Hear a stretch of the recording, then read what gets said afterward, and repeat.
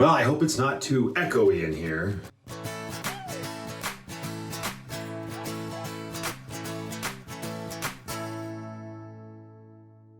So, Let Him Go. I was able to check this movie out on the Cineplex store in true COVID-19 pandemic lifestyle fashion. I don't know if this was going to, I assume this was going to have been a theatrical release had the world not caught fire. It stars Kevin Costner and Diane Lane. I keep wanting to say Diane Keaton. Diane Lane. And I like both of them. All in all, it was a decent movie. And while it's not a Western in the traditional sense, it sort of has those undertones in terms of nitty-gritty storytelling. It's set in the 1960s in Montana. Interestingly enough, it was actually shot here in my hometown of Calgary, Alberta, Canada. And like I said, it stars Diane Lane and Kevin Costner, and they're playing Martha and John Kent. No, wait, Margaret and George Blackledge. Seriously, the similarities were there. It took me a minute to remember because I'm not a huge fan of the DC universe. I've only seen Man of Steel, I think, once. But I was like, wait a second. These two have done this before. Why does this feel so familiar? I looked it up. Yeah, sure enough. It was Kevin Costner and Diane Lane that played John and Martha Kent in Man of Steel. And here they are again, playing an older married couple with a full-grown son. They own a farm. The similarities sort of end there. Yeah, their son dies from falling off of a horse. That's not really a spoiler, because that is kind of the whole point of the movie. We do get a sort of a brief prologue, if you will, before the son passes away. He is married to this woman, and they have a baby boy together, and they live with his parents on the farm. And Margaret, Diane Lane's character, just adores the baby, right? So they live there, that's the sort of the relationship they have, and then, tragedy befalls their son. They have to deal with that. We get a quick flash forward by about, I want to say 2.5, 3 years, and the mother of their grandson gets remarried to, let's call him an unsavory fellow. Diane Lane is driving around town, and she sees her, what do I call her? Her ex-daughter-in-law and her grandson out with her new husband, and she witnesses some abuse, right? And of course, this sets her into a spiral of wanting to figure out what's going on. And she doesn't get the opportunity to because they take off back to the husband's home state of North Dakota.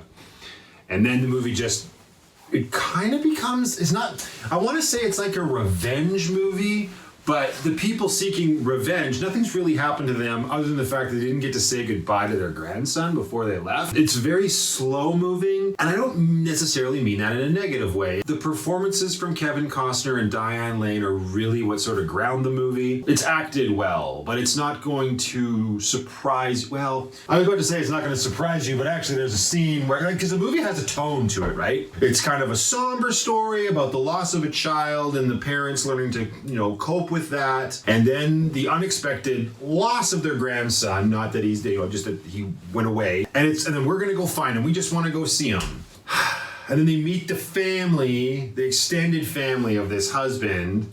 And the first thing that I said when I was watching was like, this is probably the house where Texas Chainsaw was filmed, because that's the kind of vibes you get. And then you meet this family, and the movie completely shifts tonally. Like, Kevin Costner and Diane Lane stay the course for what they do the entire time in the movie, right? Kevin is he's quiet, he's stoic, he wants to do the right thing, he doesn't necessarily agree with his wife, but he's always going to sort of be there for her no matter what. And Diane Lane's just got her, she's just lasered in on her goal, which is just to see her grandson. And they just meet this wackadoo family. Jeffrey Donovan plays, I guess it's one of the new husband's brothers, I think. I could be mistaken. He's part of the family, and I always enjoyed him. I've always enjoyed his work since I discovered Burn Notice years ago.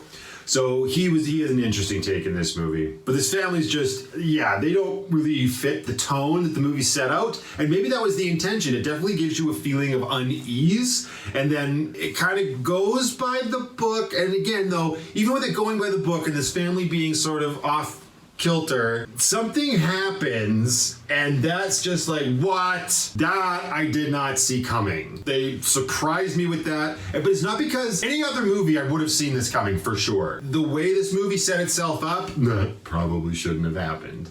But it did, and now it's like, oh, this is, okay, now I'm setting up. I was kind of being like, all right, this is a nice movie to just have on and enjoy, and now I'm like, well, that upset me, and I want to see these characters get their revenge. And I'm trying to avoid spoilers, obviously, because at the end of the day, I do recommend this movie. It's not an award winner or anything like that. Once stuff starts going down, it's that kind of movie that grabs you and just continues to make you sort of feel angry and filled with angst, and you want the inevitable outcome that is coming to arrive. Like, let's do this now. I'm tired of watching my characters. I'm tired of watching the main characters be so put upon. But here are some of my problems with it. So there are a couple moments of coincidence that occur in the movie. There might have been more, but these are the two that really stuck out to me. The scene that kicked it off that I was talking about is when Kevin Costner gets his fingers cut off, right, by this crazy family. Let me back up a bit. Okay, first of all, hang on. I'll come back to my nitpicky coincidences, but it kind of all makes sense leading into it. So Lorna is the daughter-in-law, right? And she feels trapped living with this family in this house. She works at the, where does she work? A furniture store? Some retail store. Anyways, after they initially meet the entire family at their house out on their ranch in North Dakota, the next day, Kevin Costner and Diane Lane, they go to where Lorna works. I should say Margaret and George, keep it in context. Margaret and George go to where Lorna works, and they confront her. Not in a bad, I don't mean confront her in a bad way, but they say, we really want to talk to you. And she's very hesitant. She's obviously filled with fear from this family that she lives with, fear for losing her job. She says, meet me on my lunch break. They do. They go to the diner across the street for lunch. And a couple of things. First thing, Margaret and George's plan is that they want Lorna to come back with them to Montana and live with them and raise her son under their roof, because they don't like the situation that she is currently in with her new husband, obviously. Unfortunately, a couple of doorknobs, well, I can't really fault George, he doesn't say anything, but Margaret says, we want you to give us the boy. Just give us the boy, we will take him home. What would any mother in the world do? Absolutely not. It's not until about 2 or 3 minutes after that, into their conversation, that Margaret then says, you and your boy come with us. If you've got this offer that you want her to come back with you to live at your place, don't upset this mother by initially making it seem like you just want her to give up her child. I just thought that was weird writing. That was a little odd. But anyways, after that conversation, Lorna does agree to their plan. She says, okay, I will. I'll come back to Montana with you. This is the way it has to be. I have to do it on my terms. I know everybody will be asleep by 2 a.m. and I will come to your hotel room and then we'll off to Montana. Okay.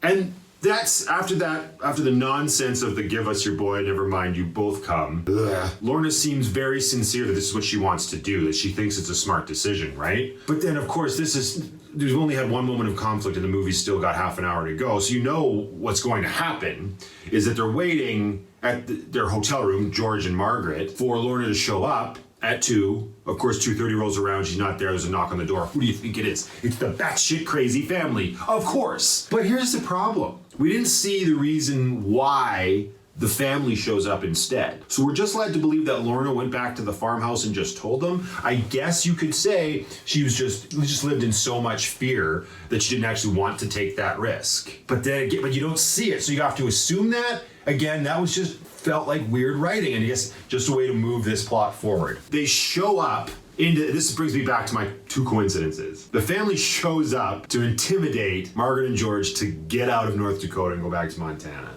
Of course, they put up a little bit of resistance. The family, they come in, the mom, the matriarch, has this, I think she's carrying it. Maybe Jeffrey Donovan's character was carrying it. But they got this sack, and it's clearly like a sack of tools. You can hear it jingling. They put it down on the dresser.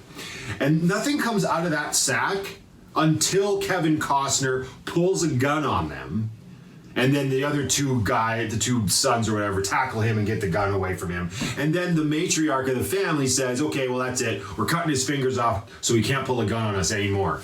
What if he hadn't pulled a gun on you? What was your plan then? That was just a little too coincidental. You just brought this sack of tools with you? Okay. Fine. The second moment of coincidence comes near the climax of the movie when Kevin Costner, George has basically had it, and he's going to the house. He's going to get Lorna. He's going to get the boy, and they're out. He doesn't even tell Margaret about it. He goes to the house with no weapon, and he finds a shotgun on the porch of the crazy family's house, and there's ammo on the porch. And he grabs it. It's a break-action shotgun. He unloads it, the 2 dead shells. He puts the 2 live rounds in, and goes into the house. What was his plan? What if that gun wasn't on the porch? Because of course the gun comes into play during the climax. If you say it out loud while you're watching the movie, you gotta talk about it if you're gonna talk about the whole movie. And then that kind of brings me to my last thing, which isn't really a coincidence, but I hate when movies do this. The poster for the movie, great sort of heroic stance of Diane Lane and Kevin Costner, and then in the bottom corner of the poster is a farmhouse on fire. When you put that on the poster, you know that that's going to be in the movie. And when it doesn't happen in the first 2 acts of the movie, you know how the 3rd act is going to end. Because nobody's going to kick off a 3rd act that way. Well, unless maybe you're Tarantino. But that's the stuff I don't like. It's like the whole time it's like, well, they're going to go burn the house down. Oh, that family's pissed them off. Go burn the house down. And why am I saying that? Because it was on the poster. I know not all movies can have like awesome posters, but like, come on! Don't put the climax on the dang poster! Anyway, that's it for this review, guys. This was one of the newer movies I saw recently. I enjoyed it. Check it out if you liked it. And as always, be happy, be creative, be yourself, and most importantly, just be positive. I'll see you on the next one, guys.